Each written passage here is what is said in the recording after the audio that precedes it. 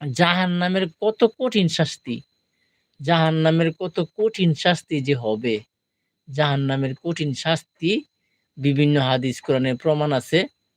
আল্লাহর জাহান্নামের শাস্তি, সর্বনিম্ন শাস্তি দিব কারে?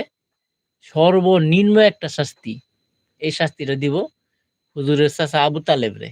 বুখারীর হাদিস এটা। চাচা আবু তালেবের পায়ে এক জোড়া আগুনের জুতা পরাইয়া দিব। এটাই শুধু তার শাস্তি, জাহান্নামের সর্বনিম্ন তাও। কেন দিব? নবীরে ভালোবাসতো, মহব্বত করতো, মাথায় লইতো, নাকি যে কোলে লইতো, আদর করতো, সবকিছু করতো সে। কিন্তু তার পায়ে এক জোড়া জুতা পরায় দেওয়ার কারণে তার মাথার মগজ বক বক করতে থাকবে। টপ টপায় আমার তার মগজ গলতে গলতে পড়তে থাকবে। আগুনের জুতা পরায় দিবে, মাফ করবে না। হ্যাঁ?